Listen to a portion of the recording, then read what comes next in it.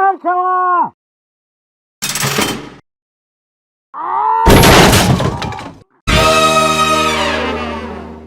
What's up, everybody out there in YouTube land? Rat2501 here. Alright, so time for the Warhammer section of Double Feature Friday on our new digs. This is Could Scarlet King and SCP-682 survive Warhammer 40k? This is by Commissar Gamza, and I like this. And so this is a little bit. So this is Warhammer with a bit of SCP Foundation thrown in. So I thought this would be good.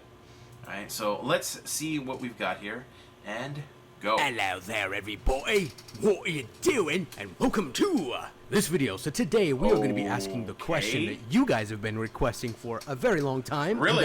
This is requested. Could SCP Scarlet King survive in a Warhammer 40k universe? SCP-001. And we will also be discussing SCP-682 as well later on in this video. Alright, I suspect this video we do know 682 is not as indestructible as he likes to believe. The universe is a little bit funky. It's either the creatures are goofy and just more of a joke, or it's someone that's trying to create the most overpowered type of creature that they can make, and they just slap it into some stories. At least that's the way that it appears to me. So let's talk about the SCP Scarlet King. And here's the thing, there's not a lot of canon, so to speak, in the SCP universe. No, there isn't. It seems like a compilation of stories written by different people, and it's kind of like it follows. That's because everything in the SCP universe is spread across a multiverse. So it's kind of hard yes, to they're all judge true, the and yet they're also all false. King. However, I did compile a list of powers that I think are fairly consistent across the board that represents him the best. Okay. Alright, so the Scarlet King, also known as... Whoa! Dude, when I first read this, I was like, really? Like, I don't know. This is like an attempt to be maybe cool or edgy or something, but it's like cringe edgy at the same time. So anyways, the Scarlet King. He's basically older than creation itself, because SCP Universe has its own like little creation story when it comes to like the Tree of Knowledge and stuff, or Tree of Life, whatever they call it. Basically, he is older than most of the creation that's in that universe. And he felt that his existence was like painful. Again, very edgy. And apparently he was like, well, if I'm in friggin' edgelord, everybody else needs to like feel my pain too, so I'm gonna wipe out creation so they can like feel my suffering as well. No, so he wanted to wipe out creation. I can only imagine his when suffering. this guy shows up, it's like some screamo band. There you go, man. That's true. That's his entrance music. All right. Let's go ahead and just talk about his abilities, because whoever wrote these stories for this guy, you just know they were sitting down going, how overpowered can I make this guy? And someone else probably made a character and they're like, oh, look, they can beat the Scarlet King. Oh, no, never mind. I'm going to erase that. And actually, he's immune to this and he could do that. That's how I imagine that most SCPs go. Basically, all I'm trying to say is the SCP universe is what 40k fans think the 40k universe is with their characters. Nothing can beat them. There's always some twisted turn that I have to throw at you to make them stronger than your universe. But okay, getting off topic. So let's go ahead and talk about this. Physical strength is unlimited. He's beyond physicality, okay? So he can basically lift up a planet, throw it across the entire universe, and then, like, I don't know, punch the universe in half. Whatever. It's just like ridiculous. He's got unlimited physical strength because he's basically beyond physicality. Now, he is immortal unless you turn his 7 spears, which are like his relic weapons that he uses, against him. So basically, he's immortal unless you can turn those weapons against him. Then his own spears can wound him, damage him, but it doesn't seem like he can still die. Okay, so with that being said, let's go off into his next power, which is immortality, unless you use his spears against him, to which he can be technically, I guess, killed / defeated. And this is where I say, again, this is like the battle of the nerds, where it's like, I created a story where your character dies, and then another nerd jumps in, he's like, you can't do that. Actually, he's got a new power, self-resurrection, and so therefore the Scarlet King can like resurrect himself, and thus, haha, you didn't beat my character's stronger than yours. And thus the story goes on and on and on until he has every single conceivable power. That's like but so anyways, 5-year-old, man. He can resurrect himself.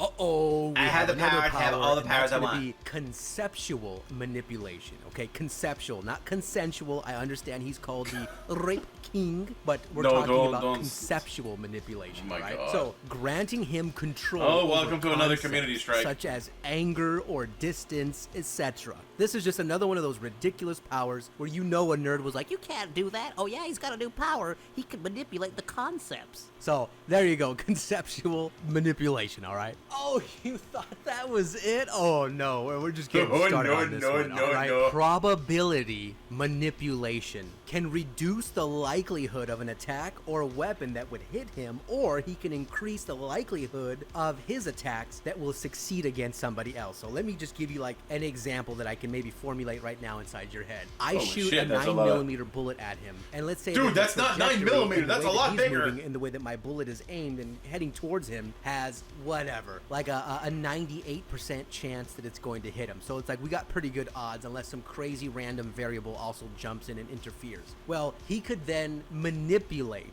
that probability somehow and reduce it down to like 1%. So that way he's got like a 99% chance that that 9mm bullet that should be hitting him is never going to hit him. Or he could basically like stab his sword in his back, or like towards his back end, like over his head. And so it's like, okay, I've got like basically a 99.9999999% chance of missing.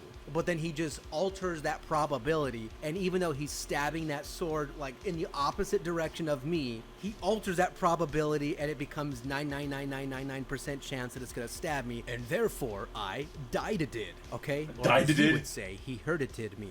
Okay, he hurt-a-did so the me? last thing to throw on here is he's capable of enslaving lower elder gods or consuming them and absorbing their power. Now, you SCP, like Buttermilk Bob experts out there, correct me if I'm wrong on this, but the elder gods are a little bit lower in his power level, so we're looking at gods that can still wipe out like the entire universe without a problem, and they can still operate in higher dimensions. So it kind of seems like these lower elder gods are still like multiversal, very powerful beings, and he's able to enslave them. And yet he can't come into our universe if we simply believe that he can't. Although for some reason I didn't seem like I could find too much on the elder gods, but what little I did find seems to point in that direction that they are also very, very, very powerful beings. All right. Now it's time to take the edgy Scarlet King and throw him into the Warhammer 40k universe. And Buttermilk Bob is sweating like crazy. And the SCP writers have the giant grin on their face.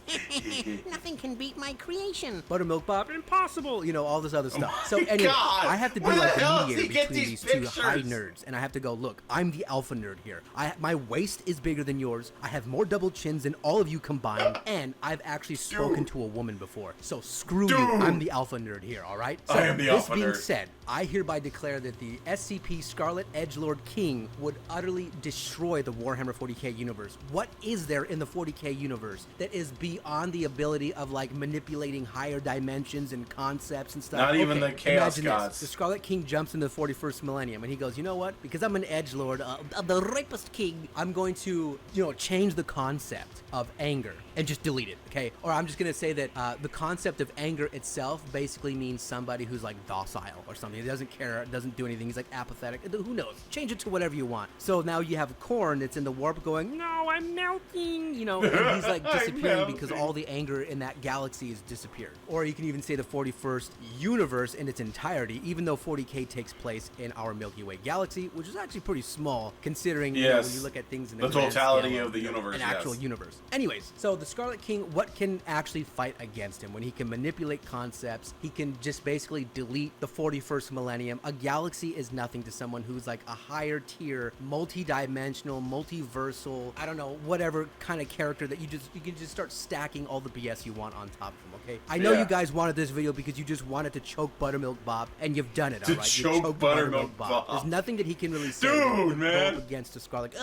A Grey Knight with his, he would take his little spear and stab it, use the warp powers, and it would delete, the Scarlet King. Yeah, okay, go for it, kid. No one cares. Anyway, let's go ahead and talk about the Scarlet King's son, one of his rape babies, and that's going to be SCP-682. That thing would do very well. Doomsday, like fused with a crocodile and bad writing, and so what we have here is a creature that adapts to everything. Doomsday didn't have very good writing either. Everything. So if you shoot him with a bolter, you can damage him, and you can basically splatter his body into practically nothing. something, but then it reforms, and when it reforms, he's now immune, is what it doesn't even seem like he's resistant. It seems like he's basically immune to the form that now killed him, or that last killed him. Whatever so essentially affected what him. you have here is something that is basically not going to die in the 41st millennium. However, while I do think he's capable of wiping out planets and destroying any kind of physical character that he comes into contact with, like he'll eat, you know, Gilliman's hot dog and just, you know, poop it out, and Gilliman's gonna be like, no, how am I gonna explain this to your brain? But anyways, so the whole point I'm trying to get at here is I think the only way that the 40k universe can really deal with him is to banish him into the warp, and then in the warp he can cause all the chaos he wants. If he wants to, no, you just leave him on a barren planet all by himself. He can't do anything.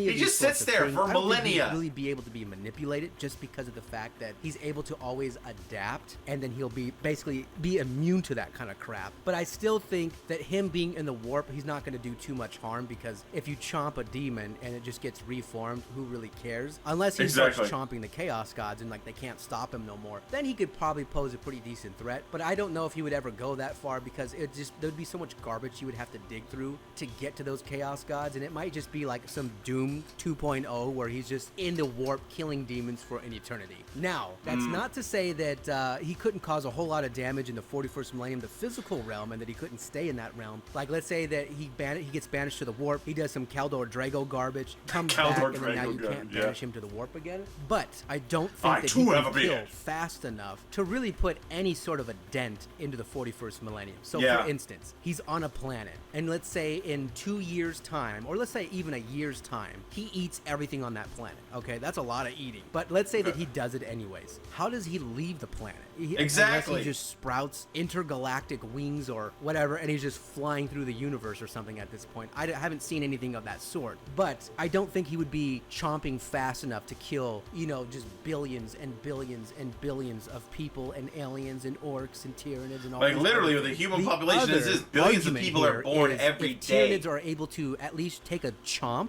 out of his flesh, and they would. If the Tyranids are able to adapt his type of, I don't know, DNA, if that's even what it is, even though he can like change his DNA to whatever he wants. Let's just say that the Tyranids he might wind up taking over the Tyranids. Gain his ability to adapt, then Tyranids win. Like Tyranids are practically already gonna win 40k, but if they get his DNA and they're able to like put it into their own system, that level of adaptability, are able to adapt overpowered in the same manner or even close to it, then 40k universe is dead and the Tyranids win hands down. And it could just be Tyranids fighting with that SCP 682 for an eternity once again, while the Nightbringer phases out of reality and he's just breakdancing in the middle of all of it, because what does he care? Anyway, that's going to be the end of this video, guys. Thank you very much for watching. He's breakdancing in the middle of all because what does he care?